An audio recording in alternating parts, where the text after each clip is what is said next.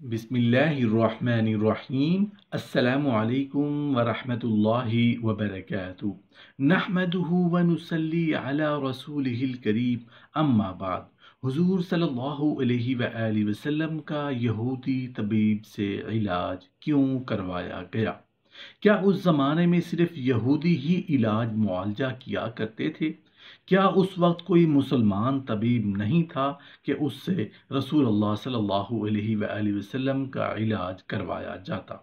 جاننے کے لیے ویڈیو کو آخر تک ضرور دیکھیے گا۔ محترم ناظرین، اللہ پاک کا لاکھ لاکھ شکر ہے کہ اس نے ہمیں انسان بنایا اور اشرف المخلوقات بنایا۔ اس سے بڑھ کر بڑا احسان یہ فرمایا کہ رسول اللہ صلی اللہ علیہ وآلہ وسلم کا امتی بنایا۔ اللہ پاک اپنی مخلوقات کو آزمانا چاہتا ہے، دکھ دے کر، درد دے کر، بیماری دے کر اور مال کی کمی اور فراوانی دے کر۔ پھر یہ دیکھتا ہے کہ کون ہے جو میری شکر گزاری کرتا ہے اور کون ہے جو ناشکری کرتا ہے۔ جو اللہ کا جتنا قریبی اور جتنا اللہ کا پیارا ہوگا، اس کی آزمائش بھی اتنی ہی سخت ہوا کرتی ہے۔ یہ امتحان یا آزمائش کسی انسان کو سبق سکھانے کے لیے ہوتی ہے، آزمانے کے لیے ہوتی ہے۔ محترم ناظرین، رسول اللہ صلی اللہ علیہ وآلہ وسلم کی عمر مبارک جب 7 برس کی ہوئی تو سرکار کی آنکھیں دکھنے لگی۔ آپ صلی اللہ علیہ وآلہ وسلم کے دادا حضرت عبد المطلب رضی اللہ عنہ نے آپ کا بڑا علاج کرایا، مگر سرکار کی آنکھیں ٹھیک نہیں ہوئی۔ حضرت عبد المطلب بڑے پریشان ہوئے کہ اب کیا کیا جائے، بڑا علاج کرایا ہے، میرا پوتا ٹھیک نہیں ہو رہا۔ آپ پریشان بیٹھے سوچ رہے تھے کہ کسی جاننے والے نے کہا کہ اے سردار مکہ، پریشان نہ ہوں، مکہ شریف کے قریب عکاظہ بازار ہے، اس بازار کے ساتھ ایک طبیب کا گھر ہے، بڑا قابل، وہ دوائی بھی دے گا اور آپ کے پوتے کو دم بھی کرے گا، یہ یقیناً ٹھیک ہو جائے گا۔ ہم نے کئی مرتبہ اس کو آزمایا ہے۔ حضرت عبد المطلب بڑے خوش ہوئے۔ آپ نے رسول اللہ صلی اللہ علیہ وآلہ وسلم کو ساتھ لیا، اس طبیب، اس راہب کے پاس تشریف لے گئے۔ شام کا وقت تھا، آپ اس کے مکان پر پہنچے تو دروازہ بند تھا۔ آپ نے وہاں کے لوگوں سے اس طبیب راہب کے بارے میں پوچھا کہ وہ کیسا ہے۔ لوگوں نے بڑی تعریف کی کہ راہب صاحب کے ہاتھ میں بڑی شفا ہے، جو مریض بھی آئے یہ دوا بھی دیتے ہیں، دم بھی کرتے ہیں، اللہ تعالیٰ کرم فرماتا ہے، بیمار ٹھیک ہو جاتا ہے۔ فرمایا اب ہے کہاں؟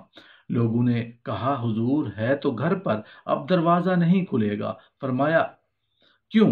لوگوں نے کہا سرکار یہ موجی بندہ ہے، دروازہ بند کر کے عبادت کرتا رہتا ہے، کئی کئی دن یا مہینوں تک دروازہ بند رہتا ہے، جب مرضی ہو دروازہ کھولتا ہے۔ فرمایا کوئی پتہ ہے اب دروازہ کب کھلے گا؟ لوگوں نے کہا اب تو یہ کھلنا مشکل ہے کیونکہ آج ہی دروازہ بند ہوا ہے، اب 6 مہینے سال کے بعد ہی کھلے گا۔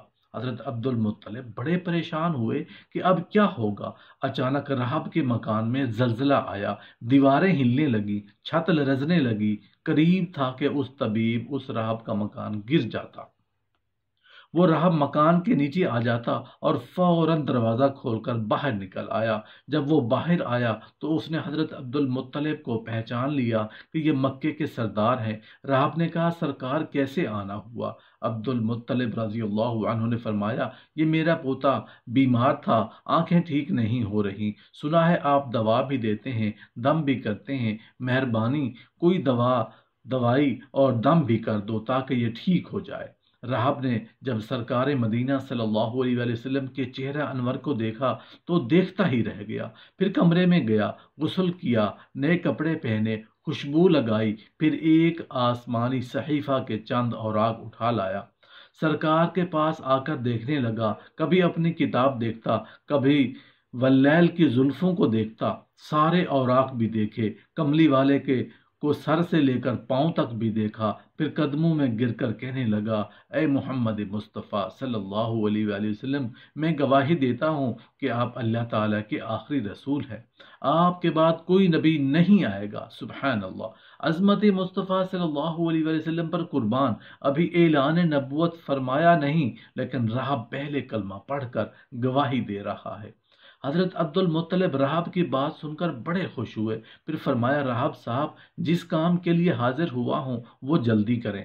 رہاب نے کہا کون سا کام؟ فرمایا میرے پوتے کو دوا بھی دو اور دم بھی کرو تاکہ اس کی آنکھیں ٹھیک ہو جائے۔ رہاب نے کہا حضرت آپ کیا کہہ رہے ہیں، میں اس کا علاج کروں؟ حضرت عبد المطلب نے فرمایا رہاب صاحب میں تو آیا ہی اسی خاطر ہوں۔ رہاب کی آنکھوں میں آنسو آ گئے اور کہا سرکار آپ نے محمد عربی صلی اللہ علیہ وآلہ وسلم کی عظمت کو سمجھا ہی نہیں۔ آپ طبیب کو مریض کے پاس لے آئے ہیں، مقدس کو گنہگار کے پاس لے آئے ہیں، شفائے کائنات کو مرض مجسم کے پاس لے آئے ہیں، داتا کو بھکاری کے پاس لے آئے ہیں، مختار کو مجبور کے پاس لے آئے ہیں، نبی کو امتی کے پاس لے آئے ہیں۔ اے عبد المطلب میں اپنے عبادت خانے میں بیٹھا اللہ تعالیٰ کی عبادت کر رہا تھا کہ اچانک میرا سارا مکان لرزنے لگا۔ اگر میں باہر نہ آتا تو مکان کے نیچے آ کر مر جاتا۔ اے سردار مکہ تیرا یہ پوتا بڑی شان والا ہے، بڑی عظمت والا ہے، بڑے مقام والا ہے، دیکھ اس کے چہرے سے نور کے فوارے نکل رہے ہیں، کائنات کے یہودی اس کے دشمن ہیں، اسی طرح لے کر اس کو نہ پھرا کرو، کہیں کوئی یہودی تکلیف نہ دے، جاؤ اس کو اپنے گھر لے جاؤ۔ حضرت عبد المطلب نے فرمایا رہاب صاحب آپ نے میری بڑی رہنمائی فرمائی، شکریہ، لیکن اصل مسئلہ تو اپنی جگہ رہا، جس مقصد کے لیے میں آیا تھا وہ تو حل نہ ہوا۔ تو رہاب نے مسکرا کر کہا اے سردار مکہ ان کی آنکھوں کا علاج خود ہی انہی کے پاس موجود ہے، تمہیں پتہ ہی نہیں۔ فرمایا کہاں ہے علاج؟ رہاب نے کہا کہ سردار مکہ محمد عربی صلی اللہ علیہ وسلم کا لعب شریف نکال کر ان کی آنکھوں میں لگاؤ، یہ بالکل ٹھیک ہو جائیں گی۔ حضرت عبد المطلب نے اسی وقت سرکار کے منہ سے لعاب نکال کر آپ کی آنکھوں میں لگایا، آپ کی آنکھیں اسی وقت ٹھیک ہو گئیں جیسے دکھی ہی نہیں تھی۔ حضرت عبد المطلب بڑے حیران ہوئے، اس رہاب کا شکریہ ادا کیا، چلنے لگے تو رہاب نے کہا حضور شکریہ یہ تو آپ کا کہ آپ نے سرکار کائنات صلی اللہ علیہ وآلہ وسلم کی مجھے زیارت کرائی ہے۔ حضرت عبد المطلب رضی اللہ عنہ نے فرمایا رہاب صاحب آپ کا دم بڑا مشہور ہے، سنا ہے کہ آپ جس کو دم کرتے ہیں وہ مریض اسی وقت ٹھیک ہو جاتا ہے، وہ دم کیا کرتے ہیں، وہ الفاظ کیا پڑھتے ہیں جن میں اللہ تعالیٰ نے اتنی تاثیر رکھتی ہے؟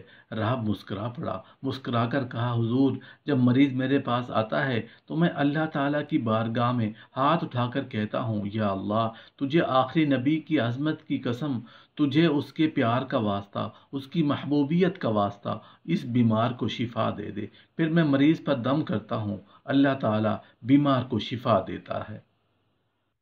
حضرت عباس بن مرداس رضی اللہ عنہ فرماتے ہیں کہ رسول اللہ صلی اللہ علیہ وآلہ وسلم نے عرفات یعنی حج کے دن 9 ذی الحجہ کی شام کو اپنی امت کے لیے مغفرت اور رحمت کی دعا مانگی اور بہت دیر تک یہ دعا مانگتے رہے۔ آخر اللہ نے وحی بھیجی کہ میں نے تمہاری دعا منظور کر لی اور ان کے جن گناہوں کا تعلق مجھ سے تھا وہ میں نے معاف کر دیے، لیکن انہوں نے ایک دوسرے پر جو ظلم کر رکھا ہے اس کی معافی نہیں ہو سکتی۔